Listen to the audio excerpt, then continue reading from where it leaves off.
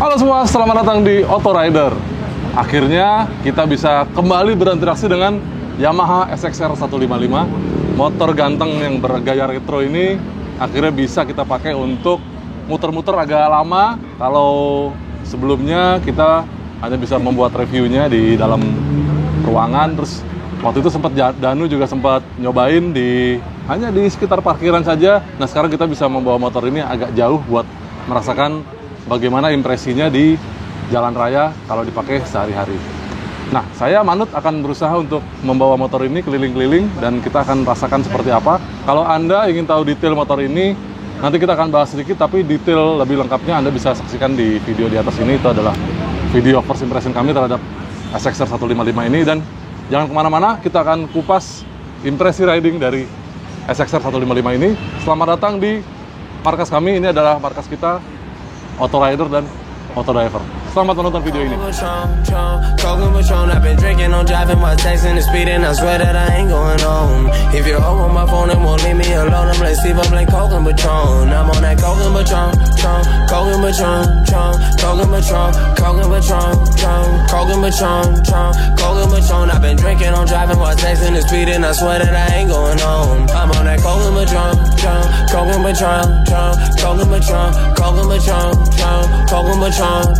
Coke and Patron, I've been hiding myself, so no eyes on my scope. I'm hiding hopes and inviting your hoes to hold that control. All this Coke and Patron, I'm hiding myself, so no eyes on my scope. Ya memang cukup lama ya kita bisa nyobain Yamaha SXR ini. Mohon maaf, tapi karena memang kondisi waktu itu kami sudah menunggu unitnya datang dari Yamaha, karena memang kami mencoba untuk tetap menghubungi pabrikan untuk bisa mendapatkan motor tes agar benar-benar dapat motor tes yang segar. Dan kita harus menghormati juga keputusan mereka bahwa selama PSBB kemarin mereka sama sekali benar-benar off dan bekerja di rumah atau WFH. Nah ini sekarang motornya ada bersama kita. Motor ini dijual di Jakarta dengan harga sekitar 36,5 juta rupiah. Anda bisa mendapatkan sebuah motor retro dengan berbagai fitur-fitur yang cukup modern. Jadi tampangnya klasik banget, data dari lampu depan ini bundar, tetapi lampu ini punya teknologi modern yaitu LED. Jadi semuanya sudah LED, di atas bawah sini lampu dekat, lampu jauhnya, di tengah-tengahnya ada logo SXR. Dan semuanya di depan ini kelihatan modern karena dia sudah pakai garpu upside down. Terus ada perdebatan mengenai delta box-nya, karena kenapa motor klasik tetap pakai delta box, karena memang harus diakui Yamaha melakukan develop motor ini itu berdasarkan kesamaan struktur dari MT series dan R series. Jadi semua motor sport 155 mereka punya basic konstruksi yang sama, mulai dari sasis, arm belakang maupun suspensi depan, garpu depan ini itu berbagi komponen yang serupa. Dari sini tapi wujudnya sangat berubah ya, karena tangkinya berubah, subframe belakang itu di bawah jok itu juga berubah, sehingga dia tidak lancip lagi ke atas tapi lebih mendatar ke bawah, sehingga dia bisa mendapatkan bahasa desain yang sama dengan kakak-kakaknya, yaitu SXR yang lebih besar, yang berkapasitas 700 dan 900 cc. Sementara kita akan cobain posisi ridingnya seperti apa. Kita akan cobain dulu seperti apa rasanya duduk di atas SXR ini untuk kesekian kalinya. Joknya cukup tinggi dan saya tingginya 185 cm, masih bisa menjejak ke tanah dengan baik. Tetapi melihat posisi stangnya, dia agak rendah. Jadi posisi riding kita ternyata agak menunduk. Kalau Anda lihat ini posisi riding saya di SXR, dia memang tidak seperti motor klasik. Kalau mungkin Anda pernah punya motor yang bergaya klasik beneran ya, Honda CB misalnya, itu dia posisi ridingnya benar-benar santai, punggungnya tegak seperti ini, tetapi si SXR ini terlihat lebih menunduk. Bagaimana untuk rider yang tidak setinggi saya akan panggil teman saya Brian. Dia tingginya sekitar 170 cm lebih sedikit lah ya. Dia kelihatan agak menjinjit ya Bri ya? Iya Mas. Agak menjinjit di atas saddle-nya SXR ini, dan posisi stangnya juga tetap agak membungkuk ya. Agak membungkuk. Kalau tadi saya kelihatan membungkuk sekali karena tinggi. Ini Brian yang tingginya 170 cm. Bagaimana kalau Anda tidak setinggi Brian. Kita akan panggilkan teman kita dari Autodriver, Lutfi Ajis. Apa kabar, bro? Awas. Untuk cobain duduk di atas SXR ini, Ajis tingginya 165. Kira-kira ternyata untuk duduk di SXR ini dia cukup menjinjit ya, Ajis ya? Menjinjit banget, Mas. Iya. Dan untuk Anda yang posturnya seperti Ajis ini, stangnya jadi terasa lebih jauh dan lebar. Jadi gayanya agak agresif gitu ya, Ajis? Iya, agak terlalu mungkuk nih. Agak memungkuk dianya. Kira-kira demikian posisi riding dari beberapa postur tubuh rata-rata orang Indonesia yang mungkin tidak setinggi saya. Kita akan coba langsung riding naik motor ini dan inilah impresinya.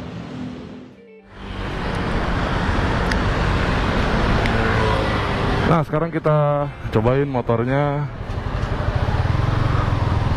Saya sedang ada di daerah BSD ini. Ada dari arah kantor ke sini pelan-pelan. Dan rasanya motor ini jauh beda ya dibanding semua generasi 150 cc-nya Yamaha, terutama yang bagian sportnya. Kita udah pernah nyobain R15, pernah nyobain MT15 Fiction, dan ini riding positionnya beda banget. Dia harus diakui punya jok yang tingginya sebenarnya mirip-mirip, tapi joknya lebih apa ya ini ya, lebih enak karena Anda bisa maju mundur. Joknya kan rata gitu modelnya ya, nggak seperti yang model bertingkat two-seater seperti MT misalnya. Dia Anda bisa maju mundur dan joknya lumayan empuk. Terus bagian tangki sini, tangkinya cukup rendah. Anda bisa mengempit tangkinya hanya bagian bawahnya saja, dan tangkinya kerasa nggak terlalu lebar sebenarnya ya. Tapi ya itu gaya riding sebuah motor klasik kerasa banget di sini karena tangkinya rendah. Tangkinya model kondom ya, jadi kalau dipegang ini dia bukan besi tapi plastik, semuanya plastik.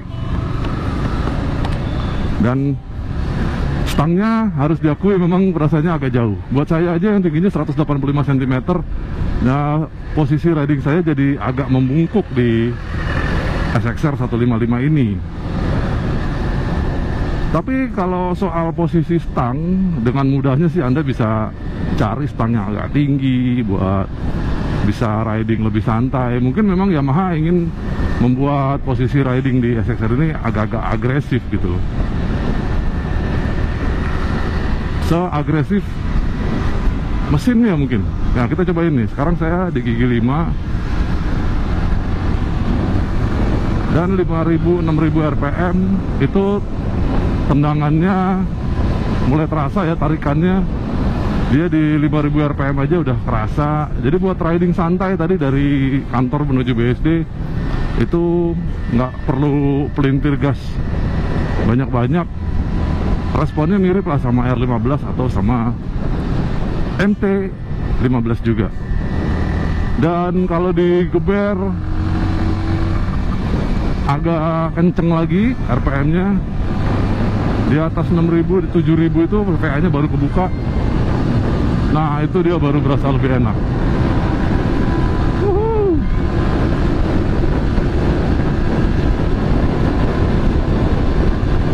Dengan mudah kita bisa dapat 113, 115 km per jam di gigi 5, 9000 rpm, masuk 6 di 117.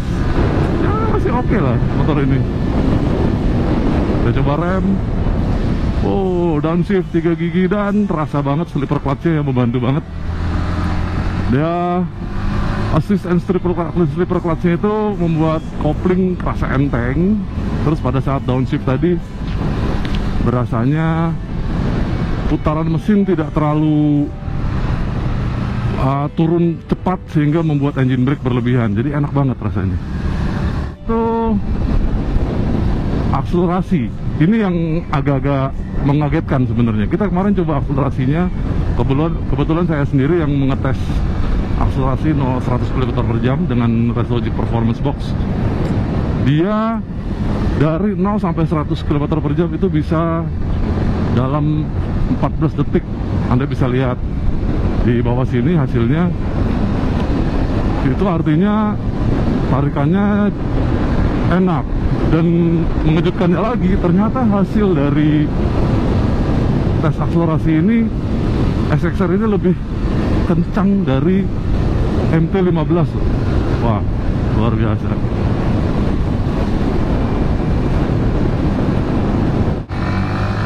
Nah, sekarang bagaimana dengan handling dari motor ini? Kita akan coba cari jalan yang agak-agak winding, membelok dengan kecepatan tinggi. Kita sudah di gigi 3, 90 km per jam. Dapat belokan ke kiri, banking. Wow, enak sekali.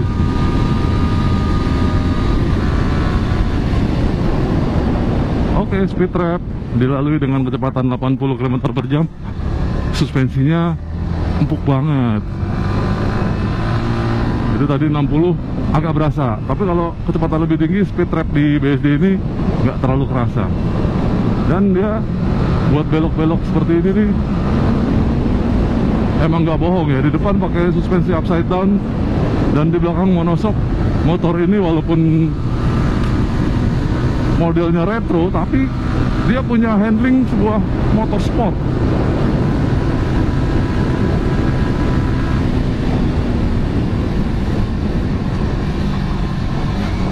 Wah, motornya diem banget, enak banget ini motor.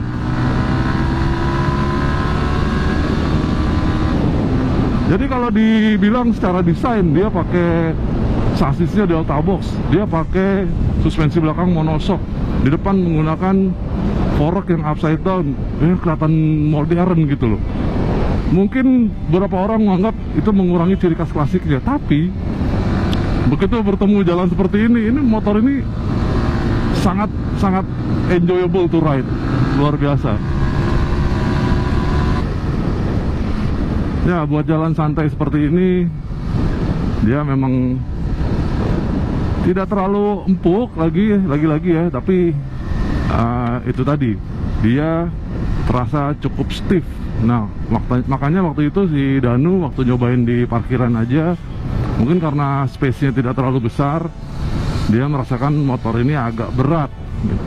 Karena memang harus diakui dia di depan suspensinya upside down dan radius putarnya tidak setajam motor yang masih mungkin pakai teleskopik ya. Jadi buat manuver di tempat yang sempit, dia memang tidak selincah itu. Tapi buat riding santai seperti ini nih, dia suspensi depannya buat lari 50, cruising santai, itu dia tidak terlalu keras tapi tidak terlalu empuk, jadi moderat lah di antara itu.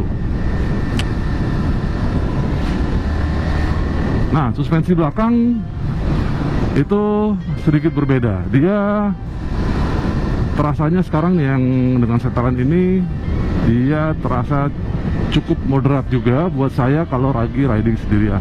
Nah, tadi sempat di kantor kita sempat berapa kali cobain boncengan dengan temen, dan rasanya itu dia jadi lebih empuk, udah pasti ya, dan jadi lebih ayunannya lebih enak, lebih lembut. Kalau ini dia ketemu jalan kayak tadi tuh barusan dek gitu di punggung, di belakang tuh berasa sekali dia hentakannya ya.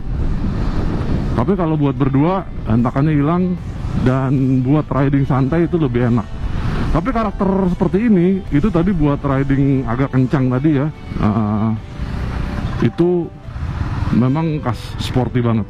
Nah, kalau Anda suka dengan motor dengan karakter sporty, nah motor ini kayaknya pas nih buat Anda. Jadi gayanya santai, retro, tapi kadang-kadang bisa mengejutkan orang karena ini motor akselerasinya bagus dan handlingnya stabil bahkan di kecepatan tinggi seperti tadi.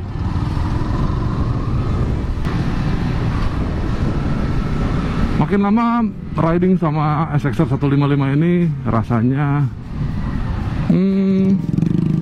menyenangkan sebenarnya ya, karena dia bentuknya klasik dan riding positionnya lumayan santai, tapi ternyata kalau kita rasain riding cukup jauh ya, saya sudah riding di atas 100 km hari ini, itu terasa pegel karena dia posisi ridingnya agak nunduk ya. Itu ternyata di bagian sini nih bro, bagian tangan, pergelangan tangan kanan dan kiri, terutama di bagian kanan ya, karena dia nahan gas dan ini. Jadi tadi sempat agak pegel, oh ternyata memang dia mintanya ridingnya seperti motorsport, jadi badannya agak membungkuk. Jadi kalau Anda biasa riding dengan tangan yang lurus seperti ini nih ke setang, itu pasti nanti akan capek di sini. Dan kalau memang misalnya tangannya sudah menekuk dan tetap Anda membuat tumpuan badan Anda di tangan, itu nanti berasanya pegel di sini nih, di belakang jempol. Kalau di motorsport, karena dia posisi stangnya tidak selebar ini ya, dan kita memang diharuskan membungkuk, jadi akan otomatis membiasakan diri untuk menumpu badan dengan punggung. Jadi punggung Anda yang dibuat tumpuan badan langsung, apalagi mengepit tangki itu enak banget. Jadi tangan juga tidak terlalu banyak fungsinya untuk menumpu badan, tapi ini dia posisi badannya kadang-kadang membuat kita terlena sehingga badan agak tertumpu di tangan. Nah itu bikin pegel bro. Setelah itu saya coba untuk membiasakan diri seperti naik motorsport. Nah baru berasa pegelnya agak berkurang. Itu dari posisi riding aja. Lalu fitur-fiturnya, kalau Anda ingin tahu fiturnya apa aja, mungkin Anda bisa lihat video kami yang lebih komplit mereview motor ini. Pada saat test ride ini kita coba benar-benar fiturnya seperti apa. Kayaknya saya nggak terlalu bisa dan nggak terlalu pengen mengakses fitur yang ada di speedometer ini, walaupun speedometernya canggih ya. Dia sudah full digital dan banyak sekali informasi yang bisa didapat. Ada MID dan segala macamnya. Anda bisa ganti-ganti pakai tombol di kiri dan kanan speedometer ini. Tapi buat saya itu posisi speedometernya agak menonggak, sehingga dia pantulan langit itu sangat kelihatan dan membuat dia jadi kurang terang karena ada pantulannya itu. Jadi kalau nggak ada bayangan helm dan kepala saya di sini, saya agak sulit tuh melihat angka speedometer di situ. Karena ya pantulan itu tadi ya. Kalau dia posisi dia agak ditegakin sedikit gitu ke arah kita, mungkin dia tidak terlalu silau.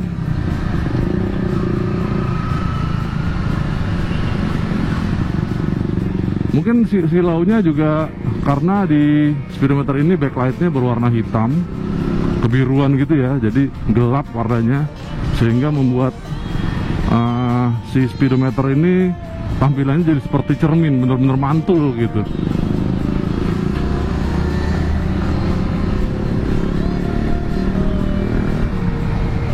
Oke, rasanya buat dipakai harian, motor ini kopling empuk, gas empuk, rem empuk, dan remnya itu pakem banget bro. Jadi dia apa ya, saya sih jarang pakai rem belakang, hanya untuk ngatur speed aja. Tapi buat pengereman itu Anda bisa sangat mengandalkan sekali rem depan nih. Rem depan itu enak banget. Memang harus diakui Yamaha mendevelop motor ini tuh, mungkin karena basisnya lagi-lagi ya motorsport, jadi tenaganya ada, handlingnya enak, remnya juga luar biasa. Jarang-jarang ya motor klasik, tapi secara performa, baik dari tarikan mesin, performa handlingnya sama remnya itu luar biasa superior. Nah, kalau tarikannya enak, bagaimana sama konsumsi bahan bakar? Nah, ini yang dari tadi kita cobain, dan kita sudah ukur dengan metode full to full, dan kita coba bandingkan sama MID-nya. Kalau dengan full to full ya kita isi full, terus kita ukur dengan reset trip meter. Jadi jarak memang jujur kami hanya menggunakan trip meter yang ada di speedometer ini. Kita abaikan deviasinya. Dibandingkan dengan konsumsi yang kita tuangkan bensin di tangki bahan bakar ini, itu juga berdasarkan pengukuran dari pom bensin. Jadi literannya dari pom bensin juga, kita nggak pakai gelas ukur supaya lebih simple. Jadi kita dapat itu konsumsinya masih di atas 50 km per liter. Itu luar biasa irit untuk motor 150 cc sport ya. Karena kenapa bisa irit banget, itu kemungkinan karena kita pakai gaya berkendara Econo Ride. Jadi seperti yang saya lakukan saat ini, saya berkendara ini cuma 3000 rpm, paling tinggi 5000, dengan speed juga yang cukup konstan, tidak sampai di atas 60 km per jam. Sehingga motor ini dia punya karakter yang cukup berbeda antara putaran atas dan putaran bawah. Selama Anda masih berada di bawah 7000 rpm dan VVA nya belum aktif, motor ini tuh irit banget. Tapi begitu udah di atas 7000, ya otomatis motor ini mendeteksi Anda butuh performa. Otomatis ya jangan harapkan bahan bakar yang irit.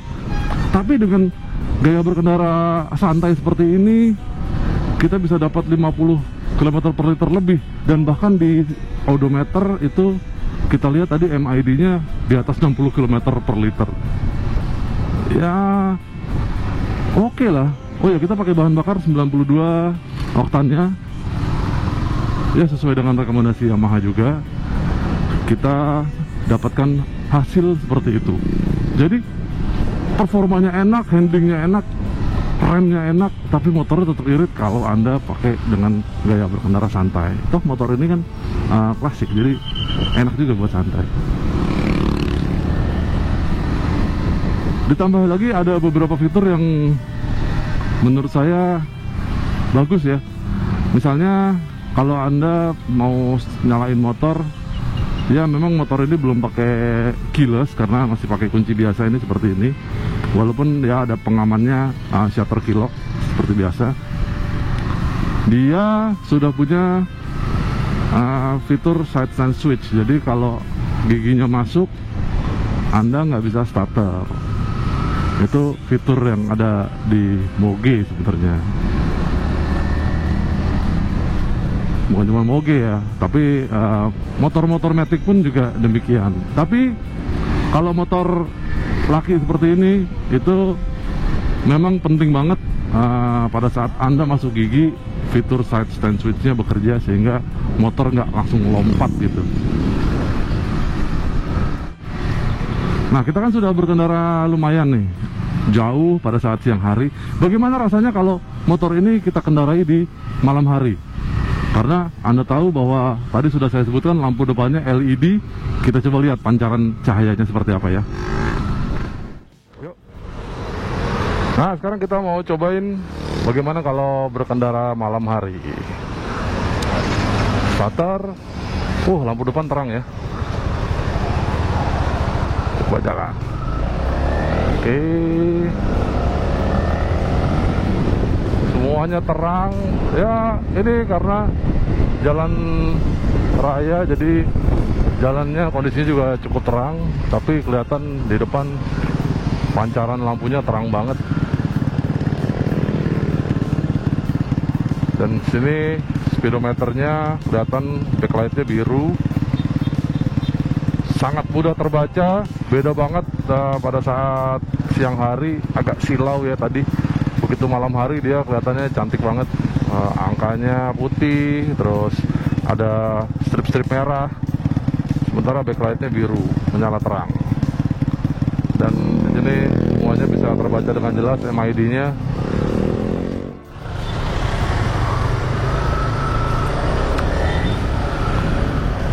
Nah, sekarang kita coba kalau ketemu jalan yang tidak terlalu terang.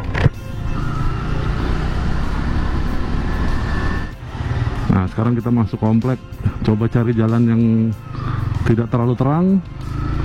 Kita lihat seberapa jelas sinar lampunya menerangi jalan. Wah, lihat tuh, Jalannya terang banget, seluruh lebar jalan ini jalan 2 lajur, bisa 2 mobil, dan semuanya terang banget. Coba kita lihat ke depan.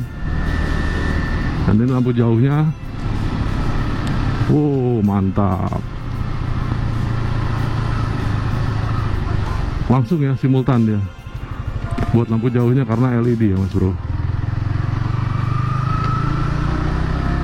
Jadi buat berkendara malam hari, Anda tidak perlu ragu karena lampunya terang banget, dan nggak perlu ganti lampu juga karena ini lampu standarnya aja udah keren banget. Di depannya bentuknya juga keren, dan ternyata nyalanya juga bagus, semuanya rata deh di permukaan jalan. Lampu jauhnya kita coba lagi. Wih, mantap nih, lampu dim, lampu jauh. Speedometer juga terbaca jelas. Dan kita lanjutkan perjalanan aja sambil menikmati malam ini.